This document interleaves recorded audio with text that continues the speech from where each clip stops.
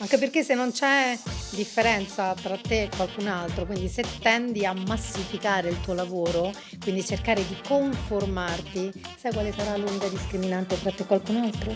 Il prezzo. Il prezzo. E quindi sceglieranno E quello che facciamo la costa guerra dei meno. prezzi. Esatto. Sceglieranno il Quindi meno se non caro. vuoi stare a strapparti i capelli facendo la guerra dei prezzi a ribasso, l'unico modo è differenziarsi. Fai qualcosa che non fa nessun altro. O per aggiungere qualcosa, quando si fa qualcosa di nuovo dobbiamo sapere e capire che non tutti sono pronti a una novità. Quindi se lanciate una novità come può essere Up Your Shoot con le gallerie immagini, che qualcuno mi dice i miei clienti non sono pronti, è normale perché è una novità, ma se mai parti e mai lo avvii tu il processo, non saranno mai pronti, o peggio li educherà un altro fotografo che Certo. passerà per l'innovativo della situazione e tu lo farai quando tutti già lo avranno fatto, quindi ti sei solo accodato Guarda, questa alla cosa massa. succede proprio pedissequamente. All'inizio, Sì. di fronte ad una novità, c'è una reazione naturale Prima che mi è di impaurisco opposizione. intanto. Esatto. Cioè,